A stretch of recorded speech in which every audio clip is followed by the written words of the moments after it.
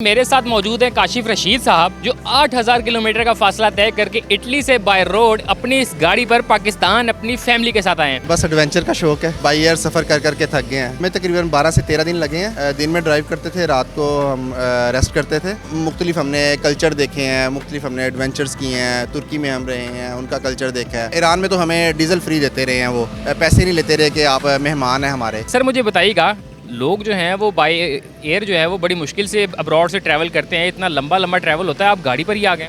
बस एडवेंचर का शौक है और बाई एयर सफ़र कर करके थक गए हैं, बोर होते हैं। तो कैसे गाड़ी का ख्याल कैसे है, किसका आइडिया था कि गाड़ी पर ही जाना है? आइडिया नहीं था, आगे भी काफ़ी दोस्त यूके वगैरह से आते हैं, तो बस उनको देख के मुझे भी शौक हुआ कि हम भी एडवेंचर करें। वैसे भी मैंने पूरा यूरोप गाड़ी पे ट्रैवल किया हुआ है, तो इस वजह से गाड़ी का शौक है ट्रैवलिंग का। तो मुझे बताइएगा कि फैमिली साथ थी, कितने दिन का ट्रैवल था और कितना एक्सपेंस है वो आया? हमें तकरीबन 12 से 13 दिन लगे हैं। दिन में ड्राइव करते थे, रात को हम रेस्ट करते थे और एक्सपेंस तकरीबन 10 लाख के करीब आ गया इस पे वन वे का। सर मुझे बताइएगा, जब इतना ज़्यादा ट्रैवल किया 8000 किलोमीटर, जाहिर सी बात है एक बहुत लंबा और तवील सफ़र है, तो इसमें फैमिली का क्या आपके साथ सपोर्ट रही? क्योंकि जाहिर सी बात है कि वो भी साथ ट्रैवल करते थे, तो कहीं उकता ही नहीं, उन्होंने कहा हो कि नहीं यार इतना ज़्यादा ट्रैवल था, इससे अच्छा तो यही है कि हम बाय एयर चले जाते। फैमिली मैंने आपको बोला कि शुरू से ही ट्रैवल करती रही है, तो कोई ऐसा इशू नहीं हुआ, बल्कि इंजॉय किया है। मुख्तलिफ हमने कल्चर देखे हैं, मुख्तलिफ हमने एडवेंचर्स किए हैं। तुर्की में हम रहे हैं, उनका कल्चर देखा है, तो अच्छा लगा है, बहुत इंजॉय किया है, सब ने इंजॉय किया। जो आपकी फैमिली पाकिस्तान में रहती है, तो उनका क्या, इस जब उनको पता चला कि आप लोग बाय एयर की जगह जो है वो बाय रोड आ रहे हैं, तो उनकी क्या एक्सपेक्टेशंस थी और उनका क्या रद्द अमल था? शुरू में तो परेशान हुए थे, क्योंकि बाई रोड्स का ज़ाहिर है इशू, सिक्योरिटी इश्यूज़ होते हैं कुछ।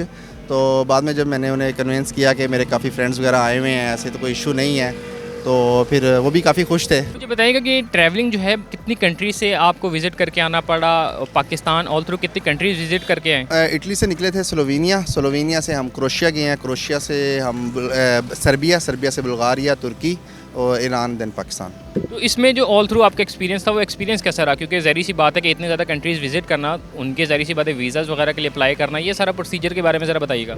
नहीं, ऐसा नहीं है, क्योंकि हमारे पास यूरोपियन पासपोर्ट है, तो हमें 190 कंट्रीज़ फ्री हैं, तो हमें कहीं का भी वीज़ा नहीं चाहिए था। सिर्फ ईरान का वीज़ा लिया था ऑनलाइन, और या पाकिस्तान का ऑनलाइन वीज़ा लिया था, इसके अलावा हमें कोई हर्डल्स नहीं आई। पाकिस्तान तो आ गए हैं, तो क्या पाकिस्तान से वापस इटली अपनी इसी गाड़ी पर जाएंगे? जी बिल्कुल, ये पाकिस्तानी टेम्परेरी एंट्री हुई है इसकी 6 मंथ के लिए। 3 मंथ एक्सटेंड हो सकती है, तो 6 मंथ से ज़्यादा हम यहाँ पे नहीं रह सकते इस गाड़ी के साथ। अब क्या आपका प्लान है कि पाकिस्तान को एक्सप्लोर करेंगे? हाँ जी, अभी हमारा इंशाल्लाह नेक्स्ट वीक इरादा है स्कर्दू वगैरह, सवात वगैरह इधर जाने का, सारे शुमाली इलाका की तरफ जाने का, कश्मीर की तरफ जाने का, तो इंशाल्लाह उसे एक्सप्लोर करेंगे। एक बड़ा अहम सवाल है कि जब ज़ाहिर सी बात है अब्रॉड की गाड़ी पाकिस्तान आती है, तो उनको मुश्किलात का सामना करना पड़ता है बहुत ज़्यादा। तो आपको इस तरह का कोई फेस करना पड़ा है पाकिस्तान में, या ऑल थ्रू जब आप ट्रैवल कर रहे थे यूरोपियन कंट्रीज़, टर्की में आए हैं, ईरान में आए हैं? नहीं, हमें बिल्कुल भी मुश्किलात नहीं हुई। बहुत कोऑपरेटिव लोग हैं, ख़ास तौर पे तुर्की ईरान के बहुत अच्छे लोग हैं, बहुत मेहमान नवाज हैं। इवन ईरान में तो हमें डीज़ल फ्री देते रहे हैं, वो पैसे नहीं लेते रहे कि आप मेहमान हैं हमारे। तो पाकिस्तान में भी बलूचिस्तान के बारे में बहुत ज़्यादा नेगेटिविटी है, पर ऐसा नहीं है, सिक्योरिटी इशू कोई नहीं है वहाँ पे।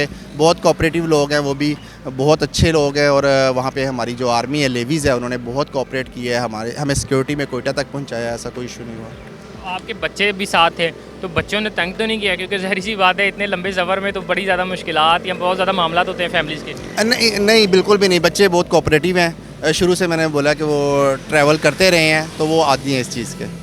तो जो इन्वायरमेंट है उसका बड़ा डिफरेंस होता है कि ज़ाहिर सी बात है इटली, अब्रॉड और इस तरह की जितनी भी दूसरी कंट्रीज़ में जब आप जाते हैं, तो आपको खातिर हो कोई मुश्किलात का सामना नहीं करना पड़ता, या इन्वायरमेंट बड़ा फ्रेंडली होता है? तो पाकिस्तान में आके एडजस्ट करना, पाकिस्तान में थोड़ी सी इस टाइम गर्मी है, थोड़ा सा मुश्किल है, पर कुछ हमने मेडिसिन रखी हुई हैं वहाँ की कि जो हम सर्वाइव कर रहे हैं। तो बाकी रास्ते में तो हमें तुर्की तक तो सारा जो एनवायरनमेंट है वो सेम ही है, यूरोप तक की है जैसा ही है। तो ईरान में थोड़ी गर्मी शुरू हो गई थी, और पाकिस्तान में अभी ओबियसली गर्मी है, तो यहाँ पे थोड़ी मुश्किल हो रही है, पर कोई बात। कितनी देर पाकिस्तान में रहने के बाद जो दोबारा से देखने को मिलेगा कि काशिफ रशीद साहब जो हैं वो बाय रोड ही जो है वो इटली वापस ट्रैवल कर रहे हैं? इंशाल्लाह 2-3 मंथ्स के बाद। तो उसके हवाले से भी कोई इस तरह की कोई हमें देखने को मिलेगा एडवेंचर और इस तरह का काशिफ रशीद साहब जो वहाँ जाके भी जो रिस्पांस अच्छा देते हैं? जी जी बिल्कुल लाजमी, आपको सारा अपडेट करेंगे इंशाल्लाह। अच्छा सर, जब निकले हैं, प्लान किया है, तो जहन में कहीं ना कहीं कोई खौफ, कोई डर, कोई बाय रोड आने के बहुत ज़्यादा मुश्किलात भी होती हैं और साथ साथ जो है वो समटाइम रास्ते भी बड़े ख़तरनाक होते हैं, तो कोई डर था? नहीं, डर तो ऐसा सिर्फ ये थोड़ा सा मीडिया की वजह से नेगेटिविटी जो फैलाई हुई थी बलूचिस्तान के बारे में, थोड़ा सा उसका ही था।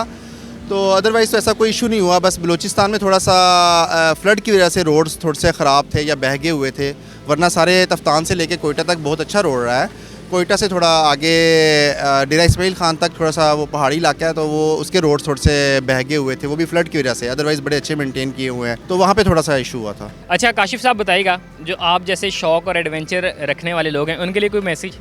बिल्कुल, मैसेज ये है कि ज़िंदगी एक दफ़ा मिलती है, इसे इंजॉय करें, एडवेंचर करें, दुनिया देखें, घूमें फिरें, मुख्तलिफ़ लोगों को मिलें, मुख्तलिफ़ कंट्रीज़ का विज़िट करें, मुख्तलिफ़ तहज़ीब आपको मिलेगी, कल्चर मिलेगा, आप तो इंजॉय करें।